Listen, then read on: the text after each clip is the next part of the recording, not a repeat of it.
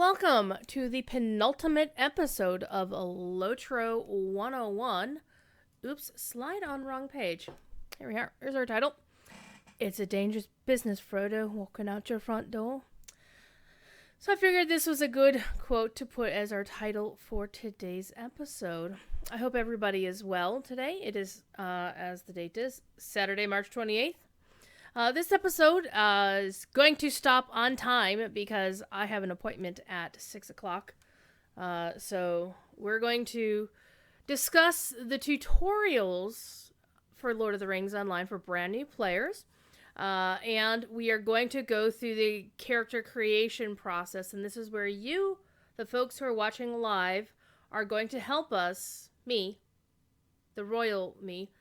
You're going to help me decide what kind of character we're going to create to play with. Because for those of you who are following along at home live, unfortunately it won't be quite as useful to the folks who are watching asynchronously high on YouTube or our Twitch collection. We're going to play together if you're willing to join me in-game at the end of this class. And I should be hearing music behind me, but I'm not hearing music, which is very bizarre. I can hear seagulls, so the game, I have an instance of Lord of the Rings Online playing in the background. Normally it's supposed to provide music, and apparently it doesn't want to do that today. But that's okay. You'll hear the occasional seagull or a ship passing by. We don't need the music to get stuff done. I am, yes, Tomas. I will be starting a brand new character on a brand new account. So none of the cool stuff that I normally get when I create a character on my regular account. However, I am right now logged into my regular account because I was hoping to have some background music here. I think I might actually see if I can make this happen anyway by rezoning. We'll see if this works. Because I do actually want a little bit of music playing in the background.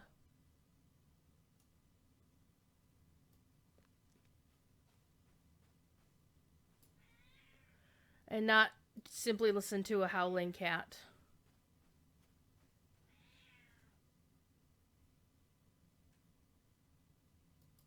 Well, that's not working very well. Well, that's not very good of it. I'm actually going to travel someplace else. We'll go to the Court of Lothlorien. Because it's going to force the game to play some music in the background. It's going to be pretty nice music. That'll do. Alright. Let's get to the slides of doom today. So, we're going to be setting foot in Middle-earth for the very first time. So, let's get into it. So, there are tutorials for brand new players to, get through their very first instance of Middle-earth. And back in the day, you couldn't skip them anyway. So, however, they're only available for the original 4 races: dwarves, elves, hobbits, and men. Because all of the newer races, high elves, Bjornings, and stout axes, the game pretty much assumes you've been there, done that. Plus, they didn't have to make any new ones, right? It was less work for them to just not do new starting tutorials for those races. There is a starting instance before you can play with the general population and join kinships and whatnot. But for the purposes of this thing, we're going to go with a race that you can just get. So, we're going to go with a completely free-to-play account. Nothing's been added to it. In fact, I just created the account earlier today. So, it's got nothing on it. We're starting fresh, the same as a first-time player ever would. Haven't spent any money on it, none of that. So, this is recommended for brand new players, especially if you've never played LotRO before or played video games of this nature before, because it will hold your hand through a little of the starting stuff, right? So this is recommended for a brand new player, even if you intend to play another race as your main, or if you just want to see the full story. This teaches you your basic movement, and that we've discussed in an earlier lesson, and skills such as targeting bad guys, equipping items, looting backpacks, and using a fighting skill. You get to meet each one of these 4 things. You get to meet book characters. You'll get to meet if you do the Dwarven one.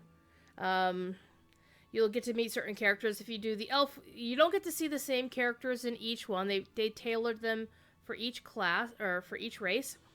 Each tells backstory leading into the primary Shadows of Angmar epic questline from the game's launch. So this is basically preparing you to begin your actual journey in the present day of Lord of the Rings Online. For example, the elf story is set hundreds of years before the present. The dwarf story is just prior to the Hobbit. And the Men and Hobbit story is immediately prior to game time. So you actually have the closest to the action, while the other 2 are more historical in nature. After you complete it for the first time on any given character of that race, you don't have to do it again. The game basically assumes that you kind of got it. So that's pretty cool. However, you have to tell it to skip the tutorial when you create your character. Otherwise, they'll be like, no, you gotta do it. Okay, so the starting instance. Now, this is after the tutorial. We're only going to get through the tutorial today. After your tutorial, your character will be placed in a starting instance. Now, elves and dwarves share the same starting instance after their tutorial. It is a place called Thorin's Gate, and it's in Ered Luin, and Thorin's Gate is a dwarven center created by the developers back when they were still Turbine. So they basically postulated this is where Thorin originally came from, or this is a place that was built by Thorin's people when they, were in exile from Erebor. Now, the story here, we're going to do some spoilers, so sorry. Involves some dour hand dwarves, another clan of dwarves whose leader Skorgrim is in the elf tutorial. You'll meet Skorgrim in the elf tutorial. And the dour hand dwarves have been running the area into the ground and treating the Longbeards pretty badly since Thorin's death at the Lonely Mountain. And players will help Dwalin and the Longbeards reclaim Thorin's Hall. And once complete, the dwarves will continue questing in the regular version of that area, while the elves will be sent to another place called Kellendim, which again was created by the developers. It's not a lore-derived place. I mean, it's extrapolated from the lore, but it's not a name they brought up from Tolkien. So they had to kind of make some stuff up. And it's on the shores of Ered Luin, and it's a port town where some ships will be heading out to Mithlond, to the Grey Havens, or even further out to Valinor. So if you start off as a man or a hobbit, once you're out of your starting instance, your starting tutorial, you're going to wind up in Archet, near Bree. And your story involves helping Aragorn, who is tending a ranger named Omdir, who was wounded in the tutorials for both races. So what they did with hobbits and men is they created a branch sort of tutorial where hobbits go one way, men will go another way, and they're kind of all involved in the same little plot, and then you wind up in the same area afterwards. Alright. And players will help the folk of Archet deal with the threat of the Blackwold Brigands. Okay? After the starting instance is over, hobbits will travel to Little Delving in the Shire and continue their story in the Shire, which is totally Shire. It's one thing I love about LotRO is, like, if you're going to play a hobbit and you're questing in the Shire, it feels so real to what we've read about the Shire and hobbits in general in the books, and it's so much fun. Men will actually remain in Archet to help the townsfolk deal with the aftermath of this brigand's attack. Now, we'll go through one of those two starting instances once you and I chat decide what race we're gonna play. Because what I'd like to do is chat. You, the folks who are listening or watching live, we're going to pick. We're going to pick a. We're going to pick a single race to play, so we're all playing the same kind of character, so we can all group up and do the same sort of stuff. Now, each character will have... Well, let's rephrase this. We'll have to pick one of the two starting instances.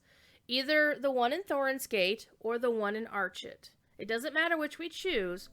The main thing is, once you do your tutorial as your race, we need to be in the same place. Because I don't want to have... like half of our people being elves and half of our people being hobbits, right? We want to make sure we're all going to be able to easily hang out with one another once we complete our brief tutorials. So think about this while we're talking. So either go hobbits and men, which means we'll have benefit of those both sets of classes, or elves and dwarves. So just keep that in the back of your mind, and then we'll have a little decision here later on. So while you're thinking about that, let's move on to the races that we're not going to actually start playing today because they're different. Because you have to actually buy them. So I'm not asking class to buy anything for the game. You can play this game completely free to play. You can earn LotRO points on your own to buy these additional races. So, Bjornings don't have a tutorial because they were created after the need for tutorials. They start out at the Bjorninghus in the Vales of Anduin immediately prior to game time. Our story involves Radagast the Brown visiting Grimbjorn and dispatching one of the Bjornings, you, to Bree to suss out the rumors involving the Shadow. This is actually the briefest of the starting instances. Players will arrive in Archet afterwards and continue questing as if starting as a man, because the Bjornings are, of course, an offshoot of the race of men. They're just skin changers. So, they are a little bit different. But even though, even if we choose to play hobbits and men for our game session, which we will finish our game session on Monday, by the way, players are not going to be asked to buy a Bjorning to do this. This is just for flavor's sake. One of the interesting things about this is the Bjornings as a group are pretty much derived from being the family of Bjorn. So this is basically the only clear, distinct, direct, immediate link from a player character and a book character. You are descended from Grimbjorn.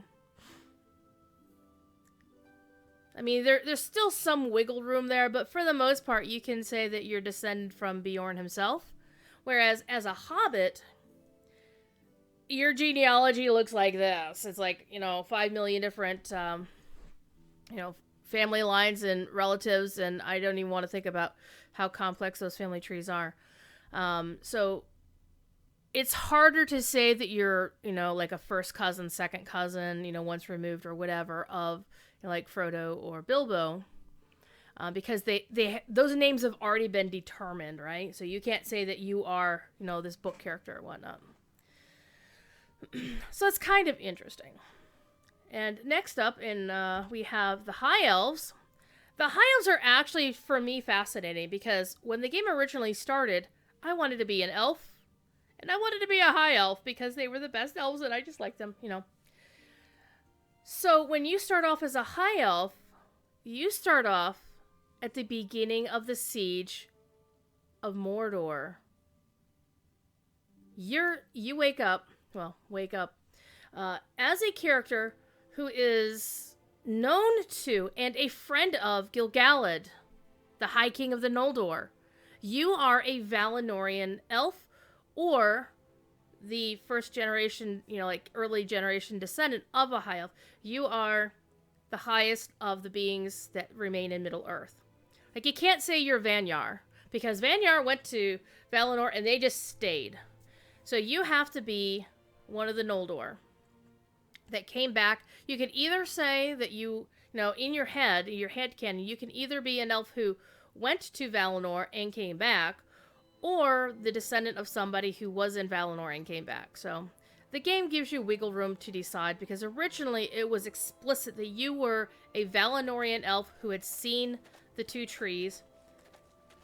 And a lot of people were like, how did the incidents of this particular tutorial that doesn't jive, how was this able to happen?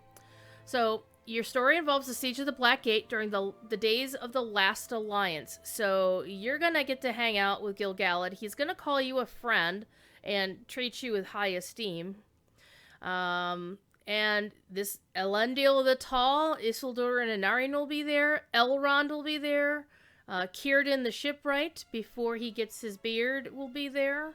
So you get to hang out with some pretty cool luminaries of, you know, Middle-earth lore. Players will interact with the High Kings and witness a parley between the kings and the Ringwraiths. The Nazgul, the Nine, and all of their finery. I still say the High Sorcerer of Herod has the best outfit. High Elves will then exit to the present. I don't want to give too many spoilers, but something bad happens to your character. And you basically spend the next 3,000 years in a coma because the Witch King of Angmar stabbed you. So, spoilers, you're gonna get stabbed. But you go to a brief interlude at Rivendell. For those of you who watched me streaming the other day, I took my character to the same place in Rivendell. We went fishing. It was actually kind of fun. Players will then, after a brief interlude in Rivendell where you talk to Elrond and Elrond breaks you the news that you've been asleep for 3,000 years, all Rip Van Winkle style, you will then travel with his sons, who's like, wait a minute, Elrond has sons? Because, of course, Elladan and Elro here were not born at the time of the Last Alliance. They were born in the Third Age. Players will travel to Celondim and then continue questing as if a regular elf. Alright. The latest race to be added to the game are Stout-Axe Dwarves. Now, their starting instance is set in the Third Age, 3017, basically the year before the Fellowship of the Ring. The story involves the dwarf clan discovered by players during the Mordor expansion. We found these dwarves that were enslaved by Mordor, called Stout-Axes, and Standing Stone thought it was a cool idea to add them as a race to the game. So this is set as a prequel to their story as to how a single or multiple Stout-Axe dwarves escaped Barad-dûr, because you're enslaved in the Dark Tower. Alright, you get to escape Mordor, you travel to Thorin's Gate in Eren Luin, and you have an interlude with the Dour Hands. You get to meet Skorgrim before he died, or before they go wander off, and then you then go on to Thorin's Gate to continue as if a regular dwarf. Alright, so those are our starting instances. That's a lot of fun, so let's go to our helpful links, and what we're going to do is you and I, chat, are going to create a brand new character. So my question for you, do you want... those of you who are going to join me in game, we're going to be on the Landreval server. So if you've created your account already and you're ready to create a character, or maybe you already have, well, let's all start at the same place. I am actually going to fire up my alternate account here. Again, this is a brand new account. Eventually, I'm going to use this account for one of my band members. So you'll see that minstrel sitting there, but we don't have to play a minstrel. It helps if I actually type in the right thing there. Alright, I'm actually going to kill this instance of the game because I don't want this music in the background while I start up. So let's start up the game. Switch over to the gameplay screen while this fires up. Hit the play button, Frank.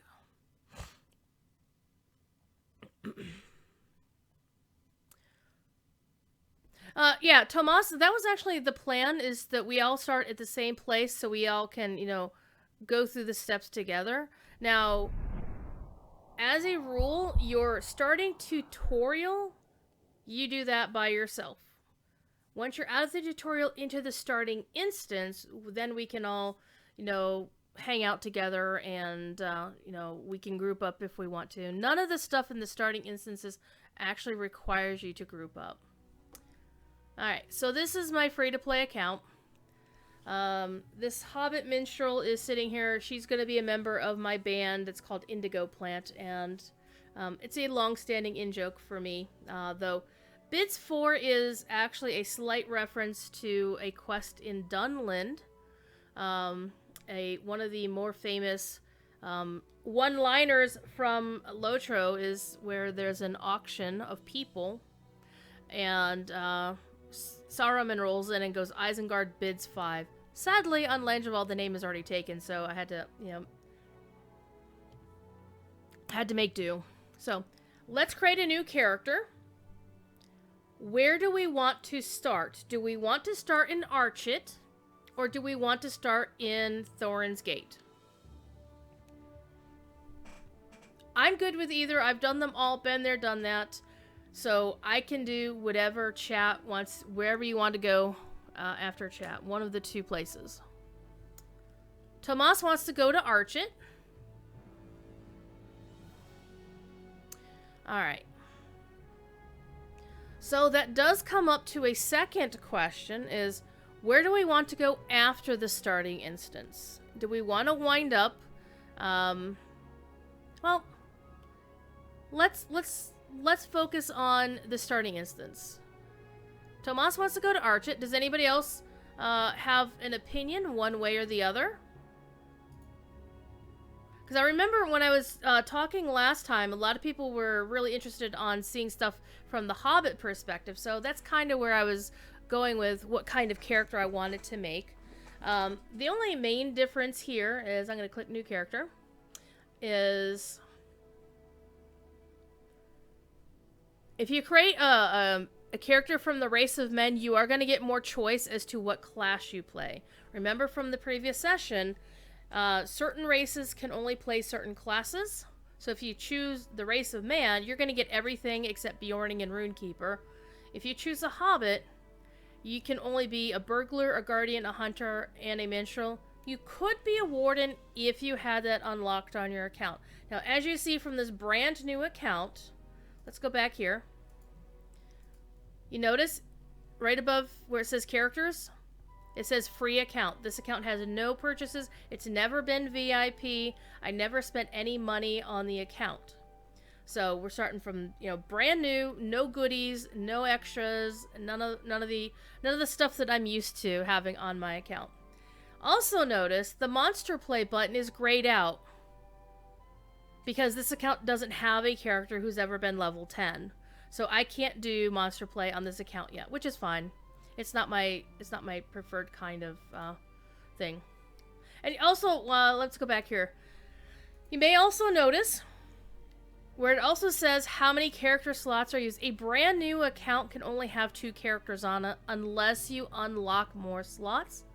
A premium account gets more slots. A VIP account gets more slots, and then you can always add more slots. I think the maximum number of characters on a server you can have is like 42 or some ridiculous number like that. I think only my friend Sam Burke, one of our regulars in Professor Corey's classes, has that many characters unlocked on any given server, but he's a wacky boy. Alright, so you may also notice, different from how I was demonstrating the classes and the login screen, is firstly you see I don't have the skip tutorial button down here because I've never been through the tutorial for any of these classes. You may also notice the gold coin here with the Standing Stone logo on it. That means this is something you have to buy in the LotRO store. And you're going to see a lot more of this than you saw in a lot of my demonstrations previously because I was on my lifetime account where I'm VIP and pretty much everything's unlocked, right? This will be what you're going to see on a completely free-to-play, nothing's unlocked yet account. So, basically I wanted to keep it going. So, Hobbit or man, I think folks were kind of gunning for a hobbit. Folks wanted to, so once we're done with our starting instance, we're going to be thrown into our final instance. So why don't we get the widest variety? I'm going to recommend we play hobbits. Unless somebody is really, really, really eager to play one of the other classes that the race of man can play, which in this case is a captain, a champion, or a lore master. Again, the champion is actually easy to play, in my opinion. It's a lot of just button mashing to get where you need to go. Captain takes a little bit of thinking. It's not recommended for a first-time player. And your lore master is pretty advanced, but Guardian, Hunter, and Minstrel are all pretty good classes for a new player. Burglar, of course, is the iconic Hobbit burglar. Everybody wants to be Bilbo. Everybody has a Hobbit burglar on their account. I do. Actually, I have one on Landreval. I have one on Crickhollow. And also, currently, the only races that can be a burglar are hobbits, men, and stout axe dwarves. So, there you go. So, I'm going to pick up a hobbit. Now, what do you think, chat? Why don't you tell me what you want to see me play during our starting instance? I can be a burglar, which means I can go in and damage things. Or I can be a guardian, where I can go in and, you know, kind of protect other people. I can be a hunter. I can stand back and shoot things from a distance. That being paired up with a hunter as like your lead character, the experienced character, is generally quite, honestly, it's not that fun. Simply because they're standing back there shooting things before you. If you're a melee character like a guardian, you can't even get to it yet. I was actually paired with somebody. We were playing a guardian and a hunter, and they weren't playing guardian. Like, I was the guardian, and they were like a minstrel, actually. And they didn't want to play a healing minstrel, so I was like, okay. They were just shooting things from a distance, and it wasn't fun. But, again, it's really up to what you and your friends want to do if you're going to be grouping with people. Minstrel can be fun. You stand back and you can shoot things, or the other main purpose of a minstrel is to heal your friends. So that can actually be fun if you're the designated healer. Your job is to keep people alive. For the longest time, while Corey was learning to play his burglar, I was running as his stealth healer. And I would be off camera, and if he, you know, I'd wait till he gets in, you know, his health was low, and then I'd hit him with a heal from a distance. People couldn't see me, because I made a game of it, trying to stay off the screen. That's why it's called the stealth healer. So I'd heal him from a distance, and it was a lot of fun, actually. And occasionally I would actually tank for him. He wanted to go visit a place called Limelight Gorge, which is not recommended to go in there by yourself if you're on level for it. But with a over-leveled healer, it was fine. And I wound up tanking, which is not recommended for healing classes. So, we're going for a hobbit. What do you want to see me play? Bearing in mind that I don't have Warden to play, and I'm not very good at it anyway. So, would you like to see me create a burglar, a guardian, a hunter, or a minstrel, chat? Give me a few moments to think about it. And you can also play the same thing if you want. There's nothing that says that if I play a guardian that you can't also play a guardian. There can be a lot of fun in having a group of, like, all one class running certain content. Because you can run a lot of content without healers. Like all hunter group can be fun, or an all guardian group, or a guardian, half guardian, half hunter. So don't feel like my choice will restrict you from your choice, right?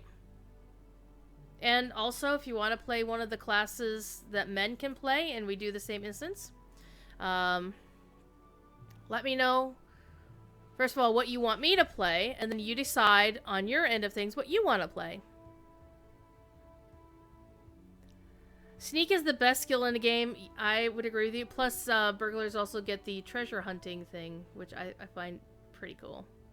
Or is that a Hobbit thing? I forget. Isn't that a Hobbit thing? One of the racial traits? I forget. We'll find out. So anyway, what would you like to see my character be? Yeah, we can have a mix of men and hobbits. So if you don't want to play a hobbit, Tomas, and you'd rather play a man, you can go ahead and create a man character. And it doesn't have to be gender specific. If that's a Tolkienian thing, is the race of men includes women, so go figure.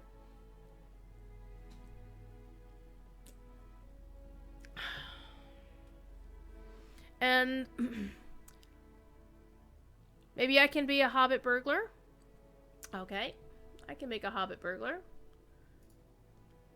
There we go. I'm gonna choose a lady hobbit because I like lady hobbits.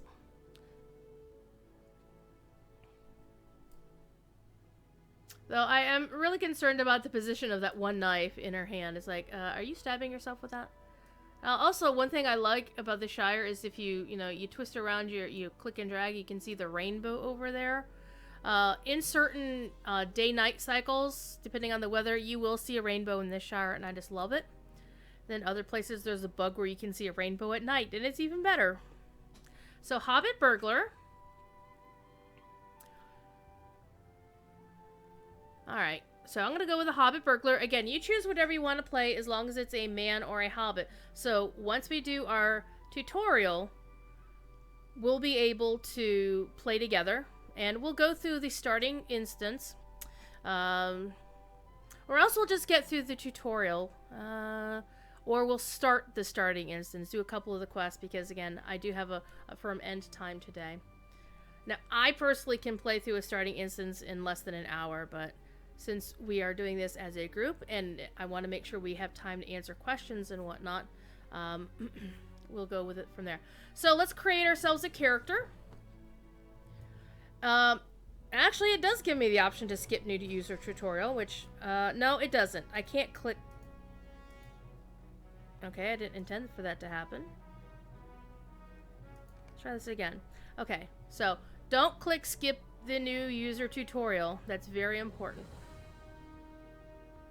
So don't click that. Alright. So we have to decide what kind of hobbit we're going to be. As I mentioned in a previous class when we were discussing character creation, hobbits have 3 origins you can choose from. And you can choose based on the lore of the character. Like where they came from. Like, you know, Stoors were the last of the hobbit kindreds to come to the Shire. The Harfoots were the Hole Dwellers and were the first to cross west into Eriador, so they were the ones who came first. And you notice the naming guidelines for hobbits are pretty much the same no matter what. I personally tend to make my hobbits fallow hides. Not because of the lore, mainly because I always like to have my primary character on a game to have red hair. Right? So I always wander around. So if you want to pick a hair color, what you do is there's this little dot here, and you can click and drag it around, or you can just click in a different place in this. And one of the downsides is, even though the hair color thing seems to be quite, quite indicative, sometimes when you click on something, it doesn't look exactly the same as what you think it should be. So I'm gonna go for the reddest of the red that I can find, which is like right there. I like that. Alright. Now you can adjust the body type. There's the median. You can make them a little bit skinnier. Or you can make them a little bit... Wow, it's a bit more shouldery, honestly. Not sure I like that. So, big shoulders or big hips. That's kind of a weird juxtaposition there. So, I'm going to go for the middle, because that's kind of what I'm used to. I generally don't adjust the body type slider here. Skin color, we'll zoom back in again. I generally like something that looks like the character has a little bit of tan, but not too much. I mean, hobbits generally do go outside a lot. You know, they're hardworking farmer types. a lot of times. Even, like, Bilbo would have done his own little bit of gardening, even though he has, you know, Samwise to do it for him for many years, or the Gaffer before him. But he would still be out there as a gentleman gardener outside, you know, of course, taking long walks in the Shire and whatnot. So he'd have some weathering on him. He wouldn't be like porcelain pale like this. This doesn't look right to me. So a character who's been outside, and you can darken it up a little bit, get a real good tan, but again, this is a Middle-earth thing, is you're not going to find a lot of colors that are going to be, for example, dark-skinned. And that's because they're based on the lore and how that works out. So, let's see. I think that'll do. Alright, for eye color, even though she's a redhead, and traditionally red and green eyes, which you normally get with a redhead, wow, that's bizarre. I generally go for blue eyes because that's what I have. So, a redhead with blue eyes. And now we're going to adjust our details. So we can have a little mole, we can have a mole, we can have a scar, we can have another scar, freckles, a little bit of blush, another scar, even more freckles. You can be wrinkly as if you're old. You can be super wrinkly as like you're super old. Like if you wanted to put your character with white hair, let's show you with white or gray hair. You could be like a grandma burglar. And that's not to be disrespectful. Grandmas are fierce and they will kick your butt. My maternal grandmother had mastered the art of throwing those big wooden spoons that you see in country homes sometimes. The ones that were clearly like modeled after cauldrons. And she would whip those across the house if she was mad at you. She was never mad with me. So I never got hit with them, but my mom told me that she was bad enough a few times she got hit with those. So, back to my redhead. I generally actually go down to up, and I generally do hairstyle last, and that's just a personal preference. So, I'm gonna go with the default. The mouth is for hobbits is always a little bit tricky, because for lady hobbits they don't really have a lot that I like, and this is even after the revamp.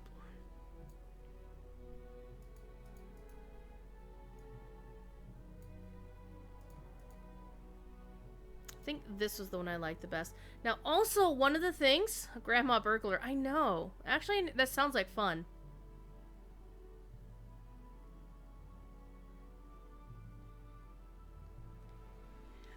Tomas, why don't you go ahead and create the new character while we're going through this? So, I'm just going through mine, but if that's distracting, you can, tune me out while you create your own character. And we'll get to the hardest part of creating a new character, finding a name that's not already in use. A lot of times what players will do is they might try to go for the direct name. So for example, the examples down here in the corner, which you can't see because my head is covering it, is like, examples of first names are Belladonna, Dora, Esmeralda, Lobelia, Ruby, Sapphire, and Tulip. Well, those names are taken or restricted so you can't use them anyway, because Lobelia is, a canonical name. However, these servers have been open, at least Landreval has been open since 2007, so there's a lot of players who have come and gone, and names are in use. Now, when you're creating your character's name, you're only creating the first name. So that's one thing you gotta keep in mind, is if your character has a surname, which a lot of characters, like men will have surnames, like, Barlam and Butterbur. Hobbits will have surnames, like Bilbo Baggins. Men may not. They could or could not. Like Aragorn is just Aragorn. Though he does get a surname when he gets coronated. When he gets crowned. Kinged, as they like to say. There is a Lobelia on Arkansas, or there was. Well, interesting. That'd be funny. Sometimes you'll see people try to come up with variations of the canonical characters' names. Like, there used to be a long-running meme about how did you spell Legolas? How many L's, how many G's, how many L's, how many S's, right? They could take the name, for example, Ruby, and try to find an in-character respelling of it. Especially if you're making a Dwarven character or an Elven character. You go look up your Sindarin dictionaries or whatever. And try to find a word that matches. Right? Go talk to the Dwaro scholar, our resident lore master when it comes to Khuzdul, which is the secret language of the dwarves, right? I personally have come up with names because I like certain names on all of my video games, so my main is called Phoenix. It's not in character, it's not in theme, and I don't care. However, Phoenix is already in use on Landravol by me, so we have to come up with something new. And I've already cycled through some of the names that I don't currently use on Landy, and they apparently are still in use, so it's kind of a bummer. So I still have to find... Is the sky changing? I think the sky is changing in the background. So I have to come up with a name, but we also have to pick our eyebrows. Eyebrows are important, right? Actually, I'm going to turn that fan back on. I hope you guys can't hear the fan. So, let's see what kind of eyebrows this burglar is going to have. I like those. I don't like pencil-thin eyebrows. Those are pretty good, too. I think those are my favorite. Okay. Now we're going to choose the head. I always leave the hairstyle for last because, and I generally, for hobbits, there's only certain hairstyles. And notice, hobbits have pointed ears. On any character that I have that has pointed ears, whether they're a hobbit or an elf, I always try to find a way that their hairstyle lets the points show. I mean, what's the point of having pointed ears if you can't see them, right? Alright, so let's pick a head, as it were. And the head will change, and we're going to put it in profile because you'll see one of the main things the head differences changes is the nose. See how the nose is changing when I'm cycling through? However, I'm going to pick something that looks good with all the other things that I've chosen. So 6 is actually pretty good. And you notice how the mouth is changing. So sometimes I'll change the head first and then do the mouth last. So 8 looks pretty good. She looks pretty serious. And I like to generally go like a 3/4 profile when I'm doing this. So I can kind of get an idea how the cheekbone rests, how the chin is. And then also, yeah, I can still see how the mouth is going. She likes her victuals, and that's fine. We're not making any shame here. I like that one. She kind of looks like she's smiling. So I really like that one, actually. So number 10 was she was kind of smiling. 14 is actually pretty good. Her eyes are seem a little bit bigger, a little bit more curious. I think there's curiosity in this expression. I like this one. So 10 and 14 are right now my favorite. Well, 15 is actually pretty good too. Not so much curiousness though.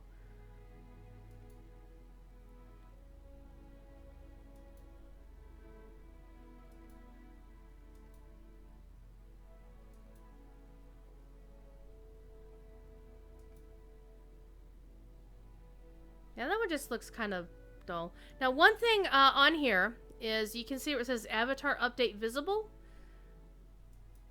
This is what the character would have looked like with the old character creation screen before they made things a little bit more, a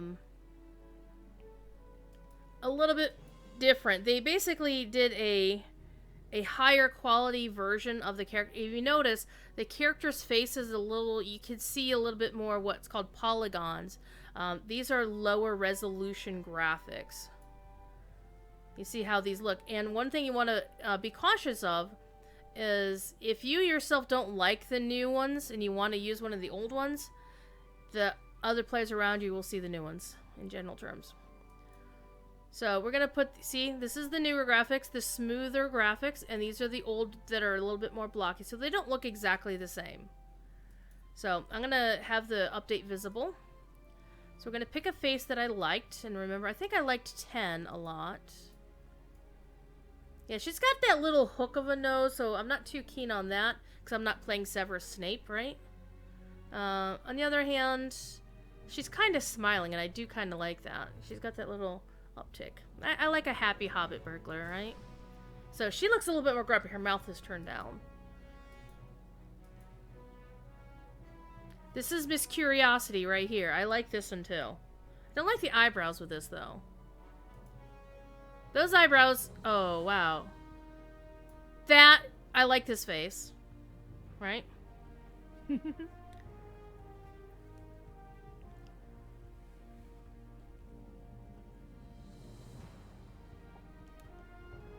Yeah, Darren. It's amazing what you think is super original turns out to be taken already. I know, right? But Grandma Burglar.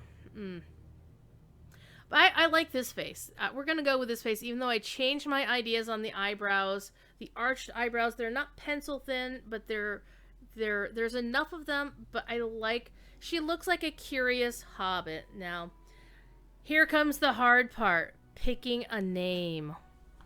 When I was creating characters for my band, I was actually surprised at some of the names that were available. So, well, she's not a hobbit mom. She's not. I don't think she's gonna be a mother. I don't think she'll be old enough to be a mother. Now, if I were making her with a wrinkle face, I would give her the gray hair, and she'd be Grandma Burglar. All right, let's come up with a name. And this is going to be the really hard part because, again, all the good names are taken. But I want something that's in theme for a hobbit. So I don't want one of my usual fantasy character names. And as I mentioned, you're only going to create your character's first name. When your character hits level 15, you can go to a notary in many places. Like, there's one in Bree, for example. And you can buy a surname, and you can have the surname be whatever you want, right? And a lot of people will use their surnames to then make a joke with their first name. I might have done that once. I was bad about it, but you made your cinnamon. Nice. You can also misspell words to come up with a good name, so let me try something here. Let's see if Saphira is available, because I like sapphires. Nope, it's taken.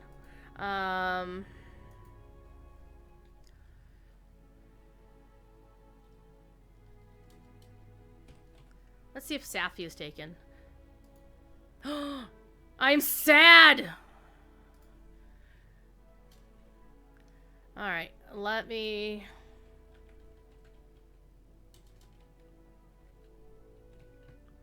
Alright. We're going to make a World of Warcraft pun. I hope nobody's done this one already. Saffronetta. Yay! Saffronetta is available! I have a character. So, in case you're wondering, Saffronetta Flivers is a character created by my dear friend Christy Golden. Yes, that Christy Golden. Who is a gnome engineer type who is married to a goblin, which is very amusing because they're in different factions, right? Horde and Alliance. But Saffronetta Flivers is a wonderfully sassy character who has bright red hair. And you know what? I forgot to go through the hairstyles. Oh no! Well, I'm not going to risk losing my awesome character name here. So what we're going to do is we're going to start the tutorial. So everybody, if you've got your character ready, I've got see your character names there.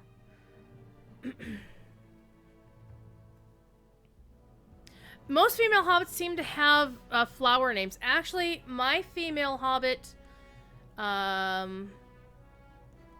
my hobbit burglar in Arkenstone is Bluebell. And my hobbit, well, my hobbit burglar on Crick Hollow is Star Sapphire.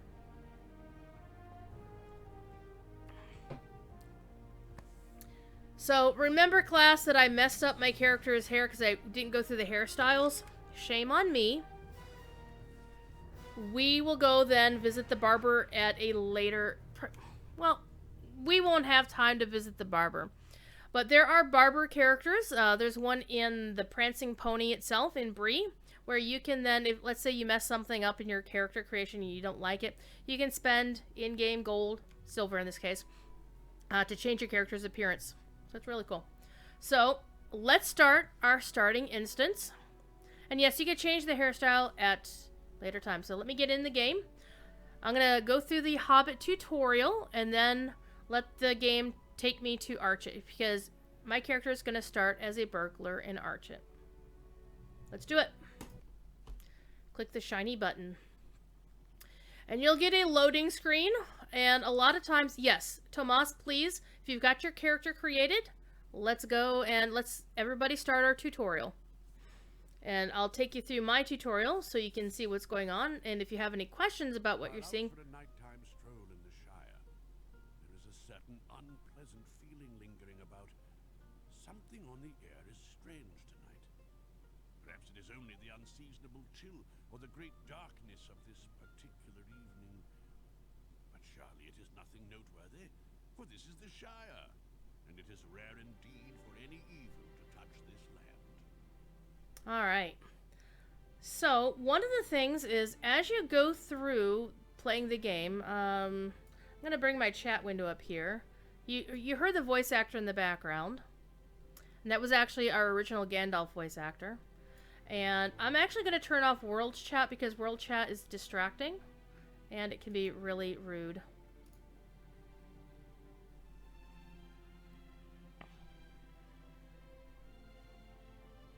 People are talking about race changes, which is something that is eventually coming to the game. We may have more news on it next week, or that may be server transfers. I have to go back and watch yesterday's Court of the Rings to remember what he was actually talking about. Anyway, so this is our chat window. Let me make it opaque here real quick. Wait,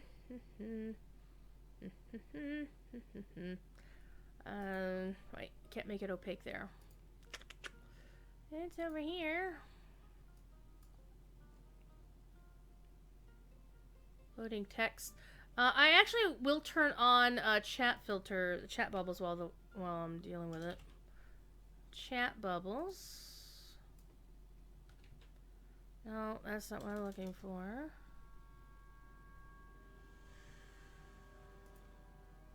Chat window opacity. Gonna make that darker so people can read it better. Alright. So, if you heard that voice actor, we are on Landreval. So, Ermintrude, Cinnamon, and Tomas has a character and hasn't told us who they are yet. But that's fine.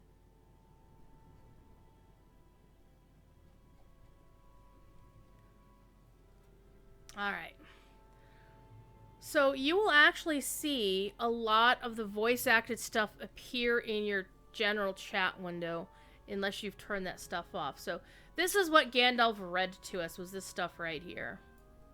So what we're going to do is, first of all, I'm actually going to use my layout load LotRO UI. I've already created a layout of the game. However, I'm going to turn the tutorials back on, because you will all see the tutorials, and I want the screen to sit. So, show tutorial hints, and I also want to reset them.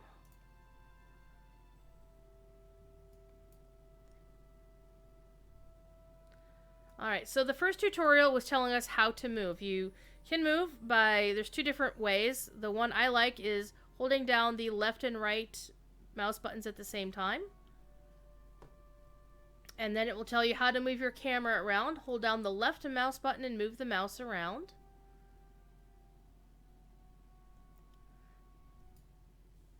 And if you use the right mouse button, you will turn yourself and the world around. And you can use your mouse to move the camera around you as the center focus. Either way.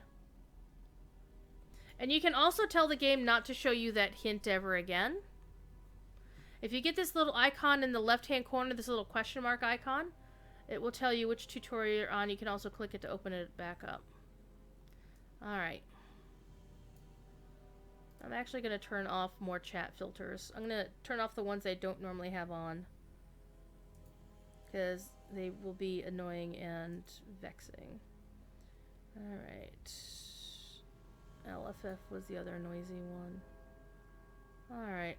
I'll leave the other ones on for now. And I'm also going to bring the chat window up here a little bit, because I realize that it's hanging out. Well, actually, let me put it over here on the right-hand side. And again, I'm going to redo the opacity so you can see it better.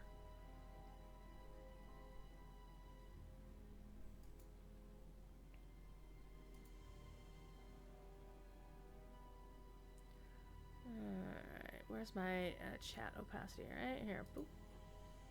There, I'm not going to make it like completely black so you can still see behind it. Alright. So we're going to OK that window. It says walk up the road, move forwards by pressing W. Another thing is, by default, your character's name will not appear.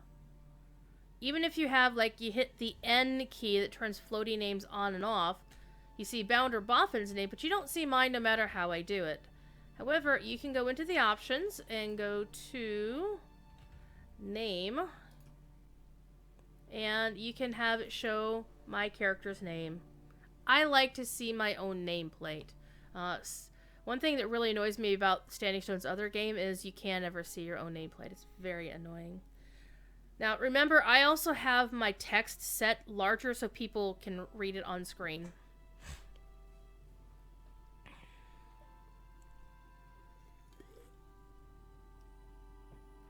Okay, ale wine.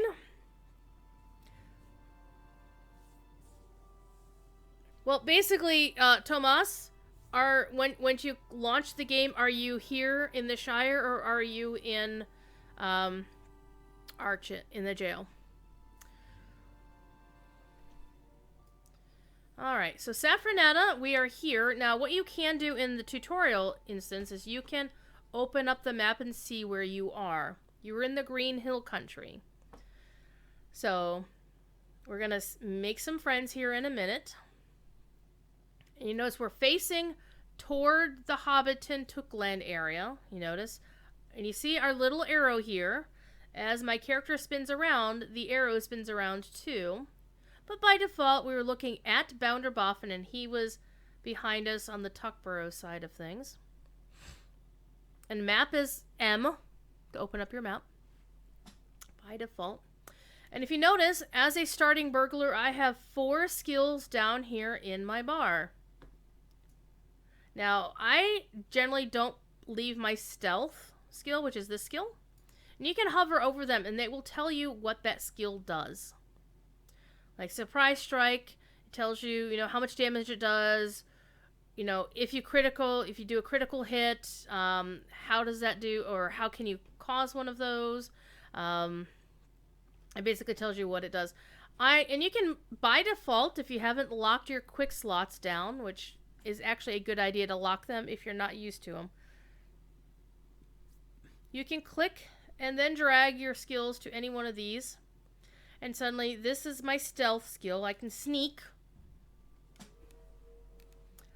Now, just like the lore of The Hobbit, when you're in stealth mode, you can still kind of be seen.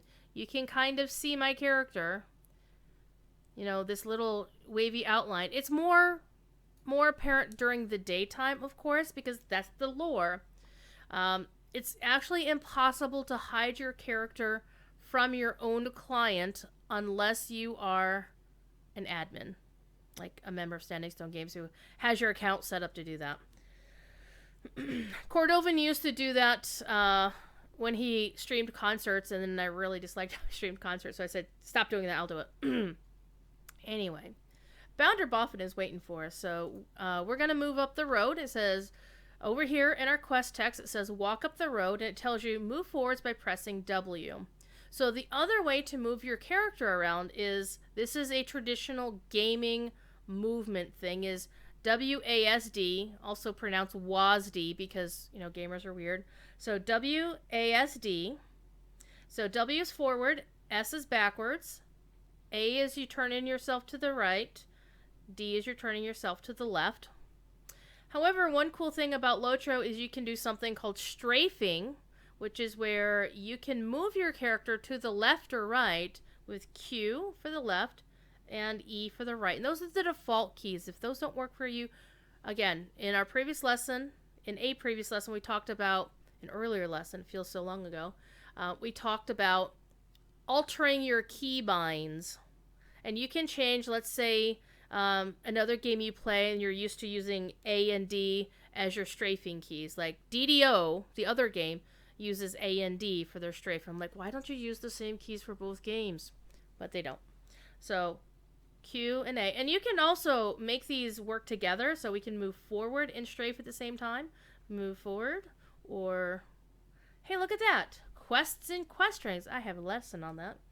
And that will tell you what a quest ring is in terms of the game stuff. Says, many characters and even objects will offer quests and information. Right-click anyone or anything with a ring icon to receive or advance a quest. Blue can tell you that the NPC may have helpful reminders. Some of them will give you additional voiceover, especially in the Bingo Boffin quest line. Epic story quests will have a flaming rig to signify the importance of the quest for the main story. Okay, thank you. But there's no quest ring yet. There will be one when we come up here and talk to Bounder Boffin. But remember, we can move backward and we can also strafe. That's a little bit harder. Look at that. Anyway. Alright. The game will also give you give you instructions in white text in the screen. And then Bounder Boffin suddenly has a quest ring over his head. Alright, here's the quick tutorial. The tutorial hint on looting. It says, sparkly. See the satchel is sparkling?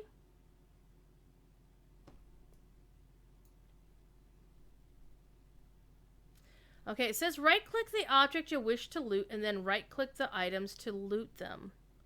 Now, this little hint from the game assumes that you have not done the wise thing. And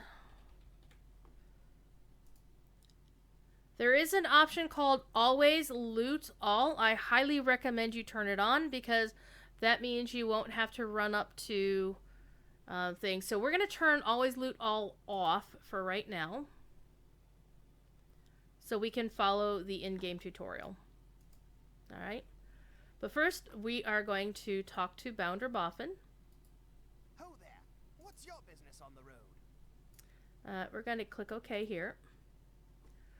And so you'll get your quest text. It'll be a combination of what the other people are saying and also instructions for, or more story to fill in, like, some prose to say what's going on. Occasionally there's even a poem. Alright, a hobbit. I'm awfully sorry. I just had a bit of a scare. Something doesn't feel quite right. One of the things that you can do, by the way, is there's some newer quality of life things here. You can use this little icon with the A and the A next to it. If you want to, you can make your quest text bigger. Professor Corey often does this when he's streaming Grifflet because he wants people to be able to read what's going on. Okay, Tomas, hang out there and Archet will join you in a few minutes. You can also make it small, and it only goes down to the game default. Also, you can't do this in the starting instances. Once you're in the regular game world, if there's a quest you never want to see again, if it pops up, and you can either click on the single figure here, it would normally be like a blue icon, or you can click the multiple figure dude here. See, right below my pointer.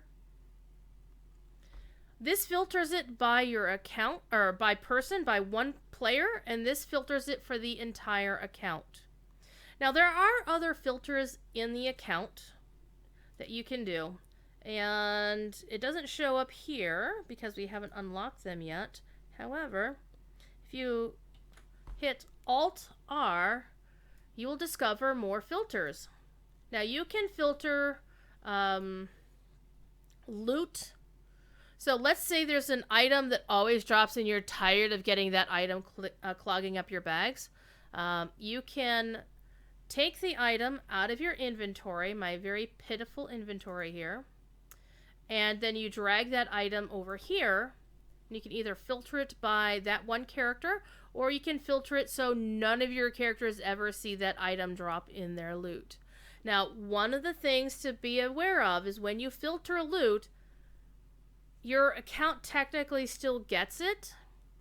So it's not going to, let's say you're trying to farm a raid for a specific piece of loot, and you know you've already got every other single piece of loot that boss will drop or something.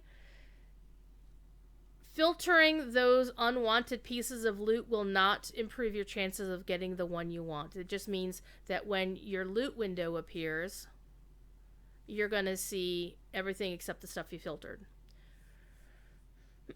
So it doesn't help you get the loot you want. It just basically keeps your bags from being cluttered with the loot you don't want. You can also filter quests. So once you're in the main world, like if you filter a quest with this, it will show up here based on which of the two you've chosen. And that means you never see that quest again until you unfilter it. The way you unfilter something is you click whatever it is, and then you drag it out, and it's unfiltered again. You can also do that with sounds. And for example, the sound filter is actually very useful for a couple of reasons. One is I like to stream concerts occasionally, and there are some emote sounds that are obnoxious, like the bubble pipe. There's an emote called bubble pipe. It's cute, but for a concert, it's very loud and it's distracting. So you filter it out. And how do you filter a sound out? You hit the shiny button that says record. And the game will play every sound that's currently playing. Right now, we're in a quiet area. So the game is only playing a couple of different things. During a concert, or you're in battle, or you're in town, you're going to see this list scroll and scroll and scroll until you click stop. And then you can pick a sound and drag it over here. And all of a sudden, this character never hears the button press noise again. If I want to filter it for my account, no character on my account hears the button press noise. And then you can drag it out to make it go away. Alright. So that's filtering quests, loot, and sounds. In the meantime, we're going to continue our quest here. You notice how small bags that I have? So let's take a look at this. So this is a completely free-to-play account. So the only bags I get, this is how much space my character has to start with. We mentioned these 3 buttons in a previous class. This button will let you edit your bags. You can put them all over here if you want to. By slots of 5. You notice there's bags 4, 5, and 6, but I don't have those bags. You can then, that's why you have the little LotRO store icon there if you want to buy more space. You can buy additional slots here, and then you can, filter them out however you like. So we're going to leave them like this because I like my bags all in one big fell swoop. All right. So let's speak to the Hobbit who is calling out to us. Who goes there? What is your business on the road? I'm a bounder. Answer me at once. So he's obviously startled because he doesn't know what's going on. The alarm in his face when he sees your face. Oh, Hobbit, I'm awfully sorry. I just had a bit of a scare. Something doesn't feel quite right.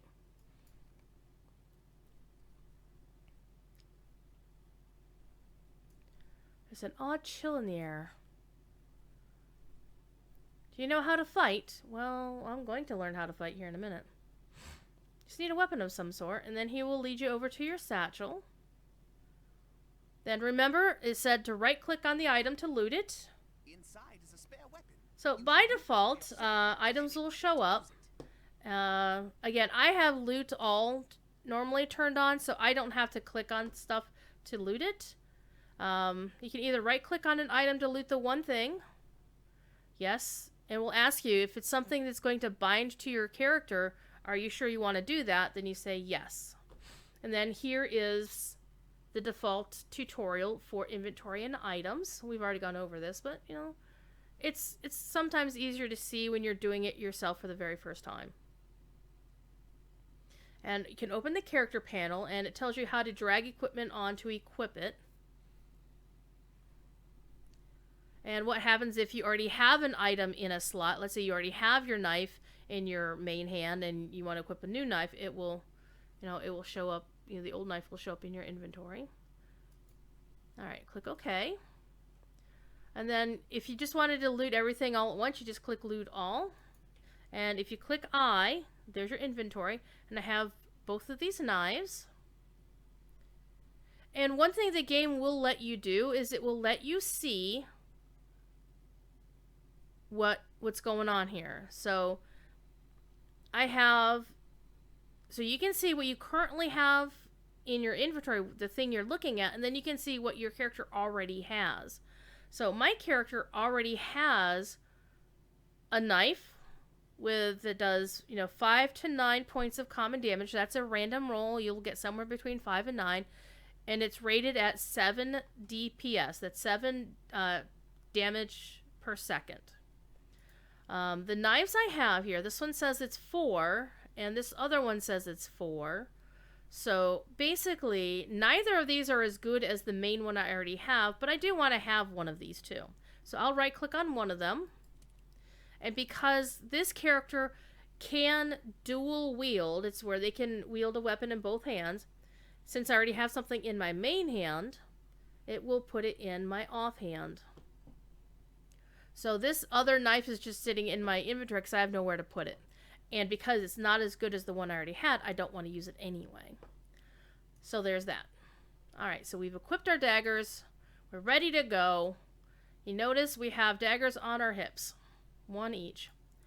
Alright, let's talk to the bounder.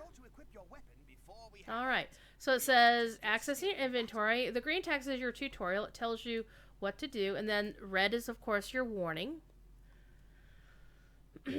You should equip your best weapon before attempting to engage in combat. Now, since I was a burglar, they gave me burglar items. If I were playing a guardian, it would have offered me a sword and a shield. Alright. If I was a hunter, it would have offered me a bow and maybe a knife. Alright. It says right click on him to target him in combat. Left click on your skill icons at the bottom of the screen to practice them. You can also just hit the numbers that match 1, 2, and 3.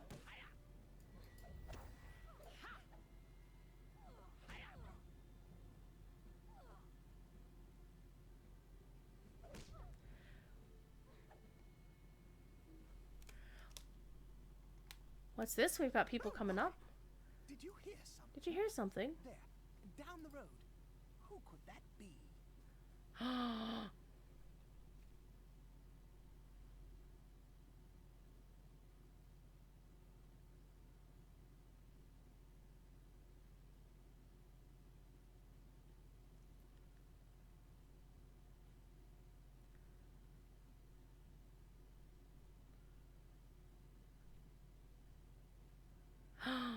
Shenanigans! Samwise and Peregrine Took, Mr. Frodo Baggins. Hobbin's out for a stroll. It gives you the tutorial for combat. What is that? What's going on? We're all cowering. There's something wrong. I think we should get off this road at once. So this is a slightly altered version of the event in the books where that trio went and hid in the bushes.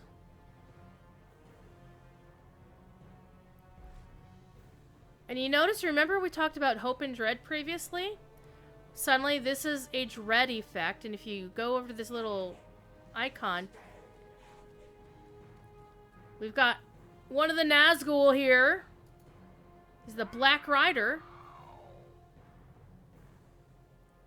And this is what happens when your dread is 5 or more. You get the Eye of Sauron and place your mini-map and the oh crap thing. And you'll notice my character's health bar Did you see that? changed to a lot of red.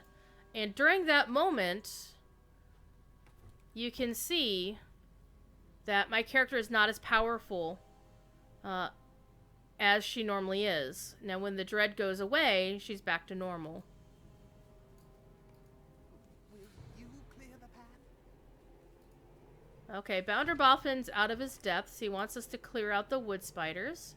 So we'll do that. We're gonna sneak. Because, remember, this skill is a stealth surprise strike. These all say stealth. Well, these two say stealth because if you're stealthed, you get more damage out of them. So, as a burglar, I want to strike the enemy, dealing more damage from behind or when stealthed. And the other one is what's called a bleed.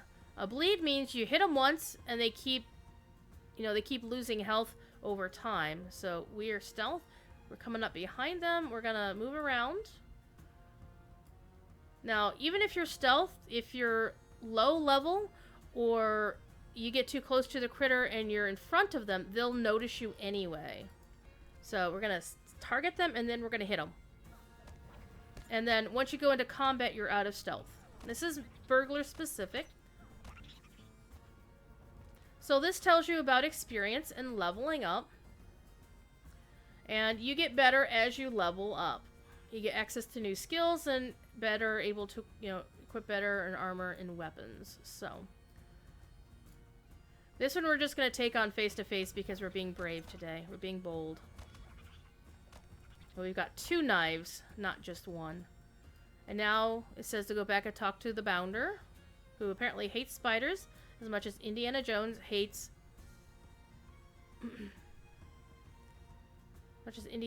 snakes. Okay, so he's got our quest. You notice it's flaming, which means we're ready to turn this quest in.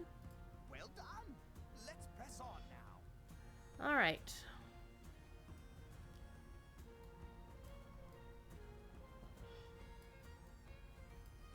Blast! I just need to find the key.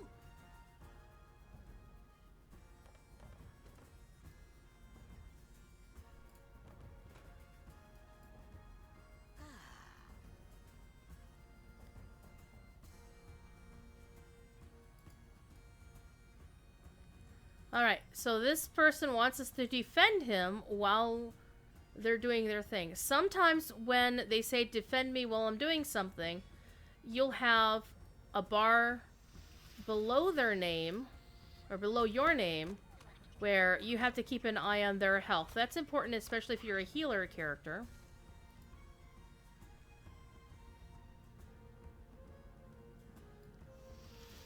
In this particular case, you just have to kill the spiders.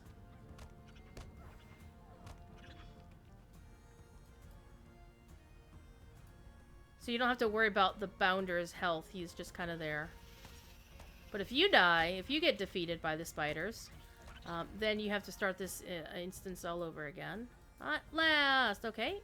We want to talk to the Bounder again. And as you go through your quest information over here will update with your new objective for that quest. It's really cool. Alright.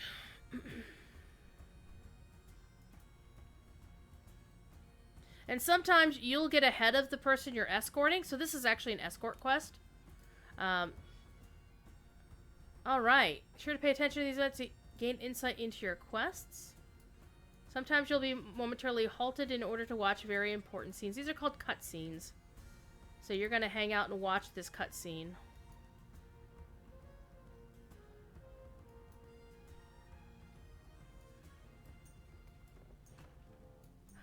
Who are these? They're being chased by brigands? Celandine Brandybuck and Mundo Sackville Baggins?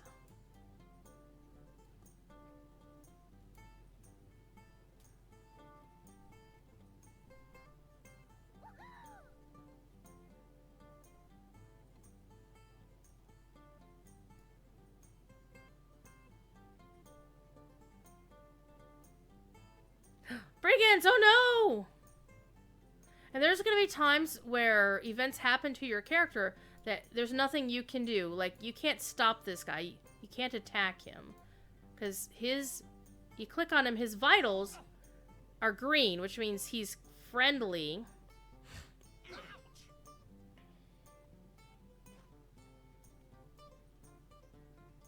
What do they want with Mundo? Well, his name had Baggins in it.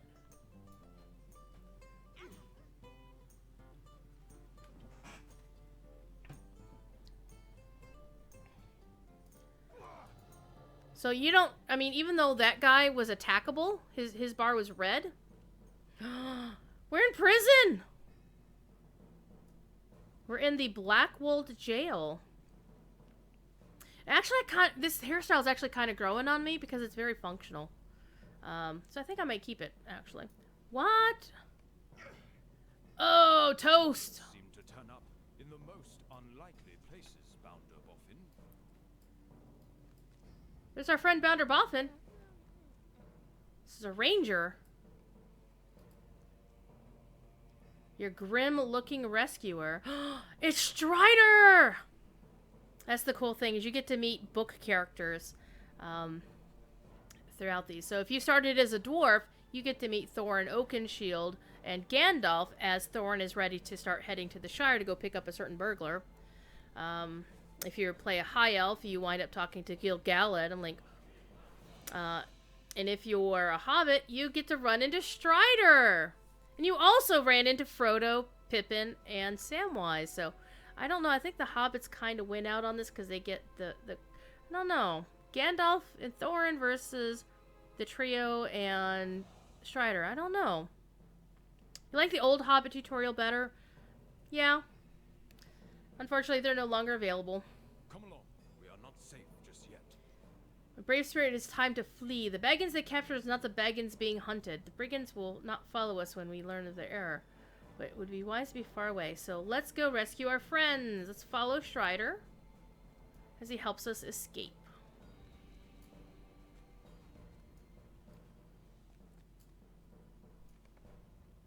Okay, this teaches you about doors and portals. You can use them to travel through other areas of the game. And you'll see this glowy icon. That'll be a portal. And sometimes they'll be hanging in there. Typically, they'll set them up so they are hanging through a doorway. So, to open a door, you right-click on it, and then you just run on through. Sometimes the game will hitch, and it won't let you actually go through it. And you just run, walk back a couple steps, and then run toward it or jump through it. Uh-oh, Omdir! Oh no! The door's locked. Hold fast, Omdir. Strider is breaking his sword. His not Narsil sword. Oh no, Omdir got hit by the Black Rider. And as you see, there's a hobbit over there. Because if you play a man, you're over on that side of this particular incident. So Omdir got struck by the Dark Rider, the Black Rider. And here's our other hobbit friends.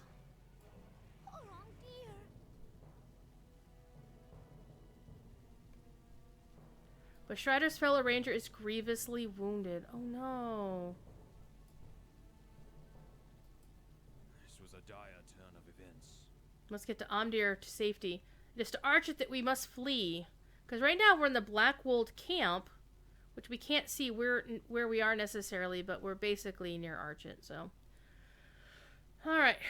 Bounder Boffin, you should go back to the Shire. Its bounds must be kept safe. Come with me, wonder for Mundo's safety. When the wicked folk west of the Greenway are searching for Baggins, alas that my true charge must wait. Whoa, what true charge could that be? Strider. Wounded by a Black Rider, the ranger Umdir escaped with his charges into the wild, making his way back to the village of Archet. There, Captain Brackenbrook, a retired sellsword, has allowed Strider and his companions to stay and take respite from their cares.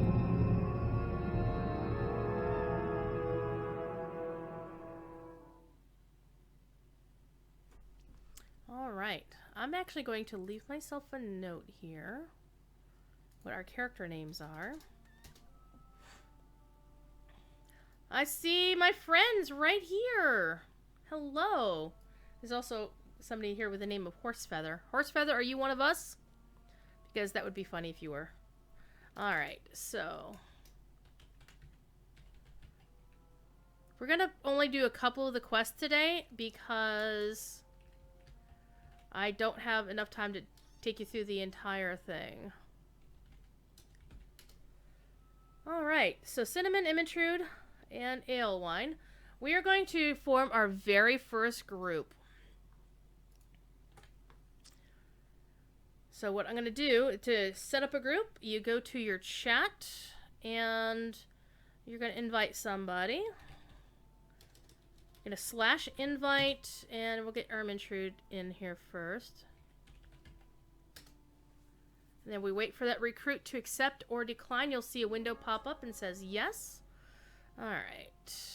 You can also choose somebody, like, you know, select them and right click and choose Fellowship. Invite them to the Fellowship. And their name, as you see, their name will change colors as well. If you are the leader of a Fellowship, it will give you the option of how do you actually want to handle loot. By default, loot is handled by something called round robin or, you know, need pass, where you're given the option of how you're going to handle loot. And we're going to talk about that here. So you see loot rule or loot quality. By default, the game will set loot quality to uncommon. So anything that's actually pretty good, everybody in the group will have to try to roll on it, and whoever rolls best gets the item. There are some groups that will do it round robin with a need greed pass. Like you can say, well, I need this for my class, or I need this for whatever. There's also a thing called Master Looter, where Master Looter is basically the leader of your group, your fellowship, gets all of the loot, and then they just hand it out based on what they think is appropriate. I personally don't like Master Looter simply because it can cause too much drama. If you trust your group leader to be fair to you, then you can go with Master Looter, and then they will divvy up the loot how they feel is appropriate. So I prefer the default, which is round robin with roll pass. So you can either roll on something when nobody cares whether you need it or not. The difference between need, greed, and pass is very important. Pass means you don't care about it, you don't want it at all. Greed means you are rolling on it just because you want it. It doesn't really matter. Need is where some drama can come in. If you enable need, greed, pass versus just roll and pass, it sets up an additional thing where a player can say, I need this item. And a person who rolls need will outroll a person who rolls greed. So needs come first, greeds come later, pass just like you're giving it up entirely. I don't like need, greed, pass because some games, and I honestly don't know the details of how LotRO does it, some games will make it so that you can't roll need on an item your class can't use. Like, you see a really cool lore master staff that you want to add to your wardrobe, but you actually have a lore master in your group. So if you roll need on that, you're messing with that lore master. So I don't know if the game will even let you roll need on something your class can't wield. I don't think so. I mean, that would be fair to not allow you to roll need on something you can't actually equip. But round robin with roll pass is pretty good. So everybody's going to get some kind of loot. But you can either choose, yeah, I want this item, or I don't want this item. So it's basically a yes or no decision there. So I just added your names to my notepad so I remember for next time, because we're going to keep playing on Monday. We only have about a half hour, maybe a little less, to keep playing. And no, Cinnamon, who just said in Fellowship chat, looks like it should have been a hunter so we could have one of each. You can play whatever you want to play. I ain't fussed about it. I mean, quite honestly, in the starting instance, you can get through it with whatever class you're playing solo. We're going to roll over everything. It's going to be fun. Alright. So we've joined our first fellowship. And as you see, there's the round robin thing that we were just talking about. And you see all these names over here. So these are the members of my fellowship, so I can see how they're doing. Now, we have no healers in our group. We won't need any healers. I mean, 4 of us, we're going to steamroll over everything, and it's going to be good. Now, one of the cool things about being in a group is if you're close enough to your fellow group people, your groupies, your fellows, if they complete something in a quest, you will also, in a lot of cases, it will also help you complete the same thing. So let's say there's a new player in your group who's a little bit uncertain of themselves. You can run up to a bad guy, tag it, fight it, and they'll still get credit for that kill. Sometimes if they're too far away, it won't count, or in some objectives, they still have to do their own work. So just keep an eye on it. All right, so 3 hobbits and a dude walk into a bar. So we notice we have Celandine over here with a quest ring. It's glowing a little bit. And this is the Thief Kitty interruption of the day. And you notice it has the 1 ring on it. So we need to talk to Celandine to pick up the quest. Everybody still has to pick up their quests. Thank goodness you're awake. That fellow Amdir seems very ill. And this is an actual quest. This is like an actual book quest. This is the introduction. So let's go click on Celandine and pick up her quest. And I will pick up a cat. Because Thief Kitty is being a butthead. And one thing I want you to notice about this is it tells us what our next objective is. And it tells us what gear we'll get when we do this. When we complete this quest, this is the items we'll get. You notice the scuffed chainmail breastplate is got a red icon around it. That's because my character can't wear it. I'm a burglar. I can only wear light armor or medium armor. I can't wear heavy armor. Now, Eowyn, when he looks at this same quest, there won't be the red icon here. If you notice, if I highlight the scuffed chainmail breastplate, it says heavy armor in red, which means I can't use it. Alright, so we're awake, we're exhausted, but that ranger got us all safe to Archet in the end. I'm terribly worried for his friend. Amdir looks so very ill. You can check on him if you like. He's just over there to the west of where I'm standing. Do you see him there across the lane? So let's accept our quest. And it's going to give you the tutorial real quick here, and you can, read all of this. It will tell you about the quest guiding system. This little arrow will point you in the right direction in some cases. There are some quests that will not give you this handy-dandy arrow to tell you where to go, because the whole point of the quest is to discover something. So, there's that. Alright, and it can help keep track of 5 quests at a time. And you can also go to your quest journal with the letter L by default. And you can also add and remove. We've gone over this, but, it's helpful to be reminded of this stuff. That you can, filter your quest log however you like. So we've got our quest from Celandine. You notice the ring turned blue. If you right-click on her again, you'll get some more dialogue. It will kind of, give you a hint or just a little bit additional. But most quests won't actually speak to you. They won't have a voice actor repeating the quest. Except the Bingo Boffin ones, which you really should do. So we need to go talk to Amdir. Now if we look over across the way, let's turn around. We're going to go look over here. We see Strider and Amdir. Amdir looks like he's pretty beat up. One thing I want you to point you to. This is Aragorn, son of Arathorn, as we players know. But we don't really know. But if you notice, we go over here. Despite the fact that Amdir is clearly wounded and his quest ring looks very dire indeed, we still are sitting here with 5 hope because we're hanging out with Strider, right? And if we move away, that will go away. And there are certain characters that will generate higher hope, some of them lesser hope. Some of them will cause dread, like hanging out with Frodo. So Amdir is really upset. So we want to see for ourselves how he's doing. So we right-click on him. You notice he's got the flamey gold ring. This basically means an epic quest, which is ready to turn in or continue. So right-click on Amdir. Don't trouble yourself on my account. It is only a chill. And he, of course, is downplaying his injury. He ran up against the Nazgul, and he's downplaying it like a dummy.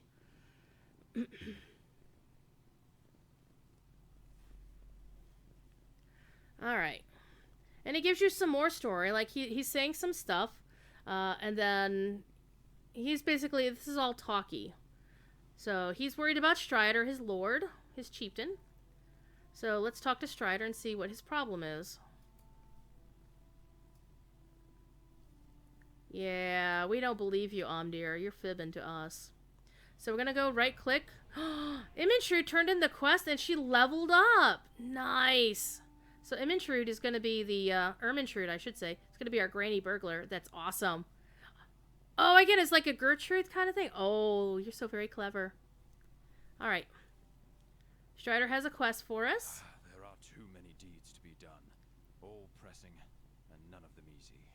Stuff is happening. Now, here's the thing.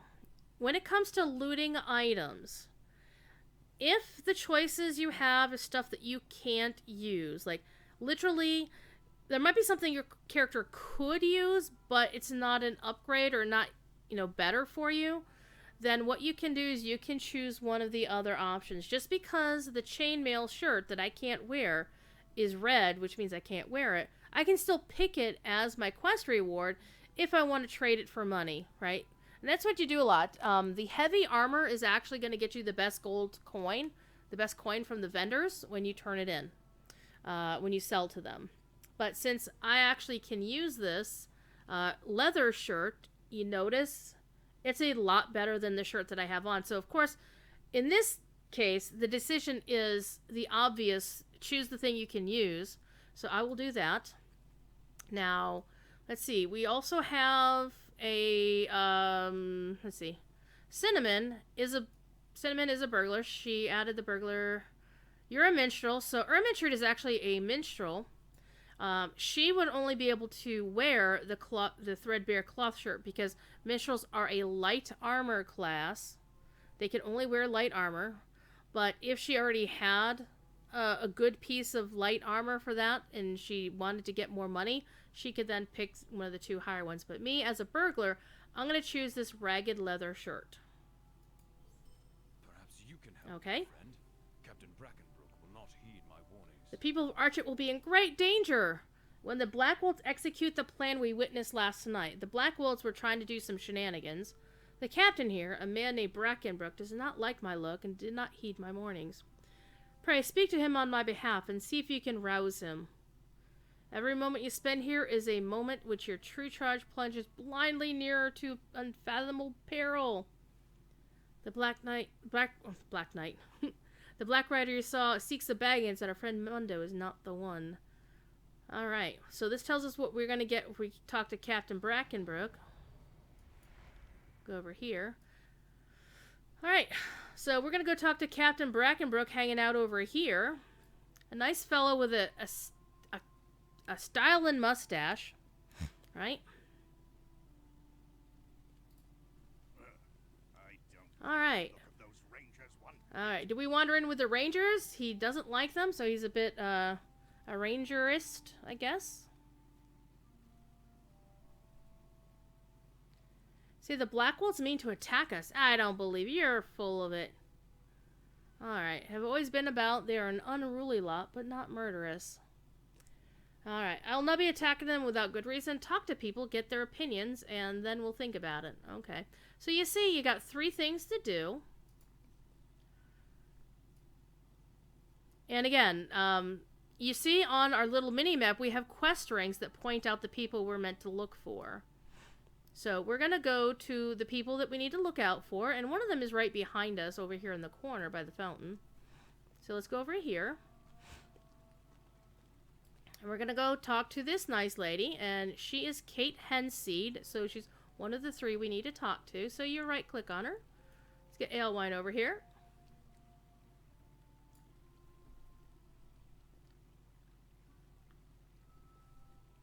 Alright. Everybody found Kate Henseed. What do you need? And you can get her opinion on things. So she doesn't believe it's going to happen. And the game will tell you she believes Archet is safe. That's because Kate is a fool. That's okay. All right. So we see on our mini-map, we still have one ring available in immediate view. So let's head that way. So we're going to follow me. Follow Safi. Now, one thing you're going to see, though, is on my name, because I'm the leader of our little party, you see everybody else has a little green dot for their icon in the corner, or in the mini-map. I'm yellow because I'm the party leader.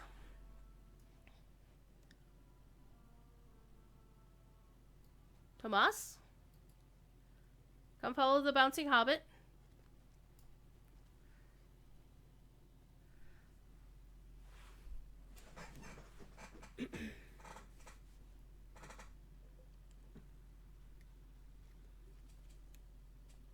Alright, we're over here. And if you notice, Tomas, in your screen, you'll see little green dots for like Cinnamon and Ermintrude. You should see a yellow dot for me. And if we're too far away, that dot will change into an arrow pointing which direction we're in. So y'all stay here. Don't go anywhere.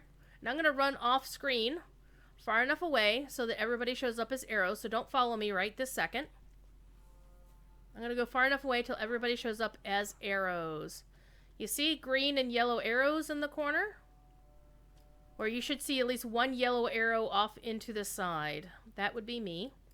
And as I come closer, I should then turn into a yellow dot. Your computer is being jumpy? Alright. We'll keep you with us. We're not going to be going too much longer because I unfortunately have to be somewhere in 15 minutes. Here on Landreval, in fact. Alright, so here we go. We're going to finish this specific quest and then we'll take any questions you might have. How about that? So let's go this way. Follow me now. And this also gives us, you notice the game has cleverly given us a tour of the town. Also, one fun thing is if you look under this archway, excuse me, you see this sign here, the badger getting his drink on. If you highlight a lot of pub signs, it will tell you the name of the pub. It's really cool. So, there's the Mad Badger Inn. Previously, a long time ago, this was actually a different starting instance. And there were a lot more quests, but they tightened it up because, you know, people have been there, done that, and it was actually very long. So they kind of made it quicker. So here's another character. This is Peg Pruner. She, see if she believes our warning. She does seem to be a little bit doubtful. She's like, I don't know. So let's see what she has to say. She is also a vendor. So if you wanted to, instead of doing the quest, you wanted to use her vendor services, you could actually do that right now. But I don't recommend doing that. Then you have to go back and do the intro. What do you need? And see that our friend is wounded. I hope it wasn't the Black Wolves that did it. She apparently seems to believe the captain, but she'll help any injured people she finds. So she's helpful, but she doesn't believe you either. She will learn differently. And you see, some of these townsfolk have actual names, like Sergeant Redroot over here. And you can actually go to the sergeant. Someone ought to tell Captain Brackenbrook to mind his own business? What? Yeah, lag is really bad because there's a lot of people on.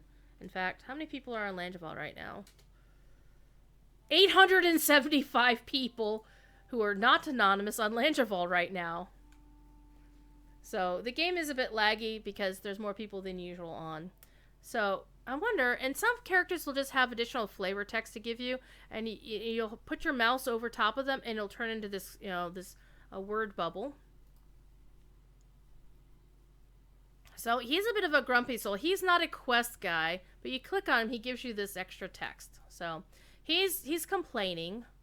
So let's ignore him. He's not our quest focus, but sometimes you can click on other NPCs in game and they'll give you some flavor text. Nothing really important. You're not missing anything by doing it. So we're going to go over here. Now, over here is going to be important. These are your character trainer, your class trainers. And if you notice, one of them will have an icon over their head of your class symbol. Now, class symbol, if you can see over here, where I have my 3 little ducks all in a row, you see Ermintrude has a lute as her class symbol. That means she's a minstrel. You'll see like a burglar with a knife under a cloak. You'll see a guardian with a shield. A hunter will have like a bow. A champion will have a pair of cross swords. Those symbols are unique to those classes. And you'll notice your class symbol over your class trainer.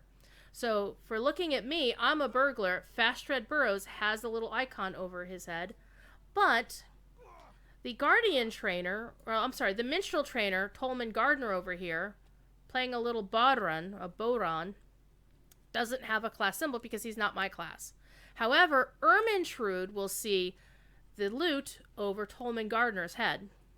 It's really cool.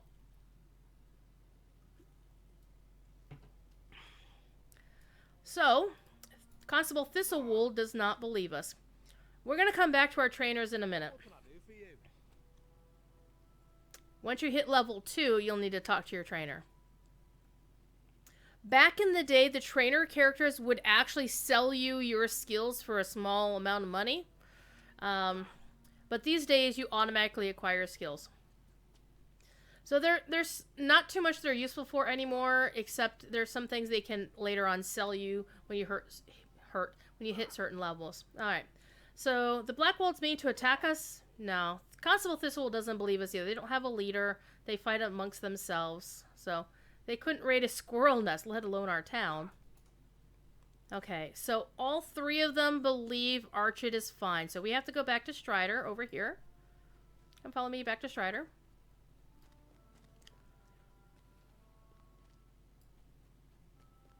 Now, there actually used to be quests you could pick up in the pub. That's why there's still doors here, but we're not going to go in there anymore because we don't have to. So we're going to go back here to Strider, and we're going to turn in our quest with him. Peaceful folk everywhere. It is an enormous task to convince them that evil people with evil intentions will commit evil deeds. All right. Yeah, minstrels are awesome. I love playing minstrels, except in current content. I'm bad at it. ALY, oh, you both leveled up. I'm probably going to level up here. I'm going to zoom out so you can see the level up effect. It's actually really cool. So I'm going to pick my ragged leather gloves. I'm going to finish now. Before you try to fight. And it's actually the white tree that shows up around your character. It's a nice effect. And other players, as you can see, will see your leveling up. Okay, so it says to talk to the burglar trainer. We're going to get there in just a second. But first, let's open up our inventory, because we now have 2 items to deal with.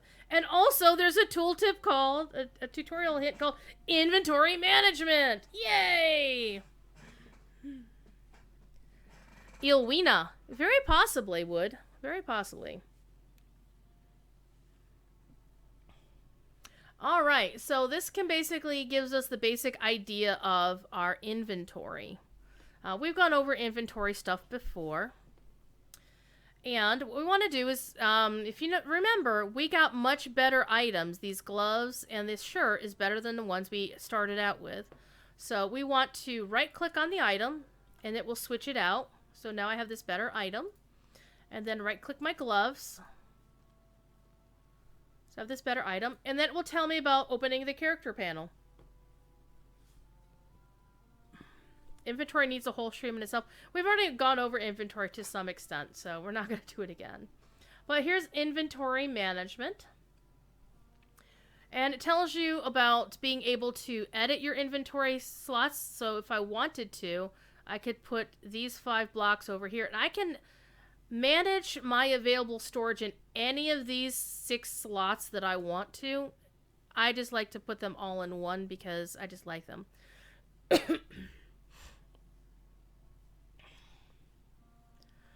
So, we've managed our inventory.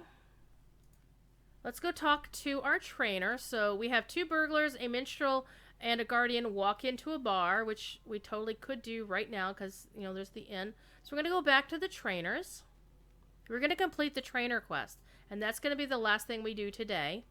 And then on Monday, we're going to continue our journey through Middle-earth. We'll have more time on Monday, a little extra hour, because there isn't another show on the channel, and I don't have an appointment. So, all right. We're going to talk to our burglar trainer who has the little ring. Well, I'm going to, and Cinnamon is going to, because we're both awesome bergs.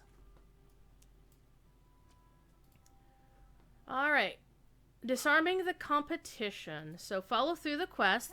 Ermintrude and ELVES will have slightly different versions, but it's pretty much the same thing. It's going to tell you to go to one of these training dummies and attack them, and then it will show an icon in the... It'll show one of your icons will start glowing and have a little circle around it. What time on Monday? It's going to be the same time as we've been doing class the entire time, which is 4 p.m. Eastern. 4 p.m. server time, so basically this time of day. So Cinnamon, I can see her name, but I really can't see her, but I know she's there because I can see her shadow, because that's lore. And she is basically doing her starting quest. And because we're in the same group, it put me into combat as well. So you see my character looking like she's ready, waving back and forth. She's in combat. We're going to wait till Cinnamon gets done and gets out of combat here.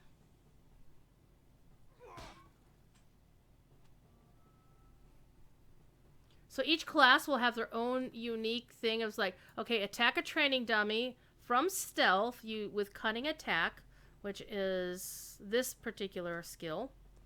And then that will move the thing forward. So ELVES has completed his quest. Excellent job there. Good work. Now, I'm going to do my quest because Cinnamon doing her quest didn't help me with mine. So, we're going to discuss open tapping. It says, you've discovered an open tapping monster. Most bad guys in the game are open tapping. What that means is anybody can attack them, do any amount of damage, and get credit for whatever you attack them for. Like, whatever loot, they'll drop loot for you. If it's to help, you know, even if somebody else does the majority of the damage to that bad guy, you'll still get credit for hitting them. So, let's go through our quest here. It didn't used to be that way, and it used to be a pain in the rear end. So, we need to be from stealth. And you're going to get some tutorial tips in the corner that will be specific for your class. Like, Ermintrude would not get the sneaking one. She probably got a different one. And same with ELVES. Alright, so you can stop sneaking if you attack a foe or interact with something. Like if you loot a chest or a corpse, it will take you out of stealth. Alright, so I'm supposed to attack with cunning attack, which is this one. So I have it key bound to 2.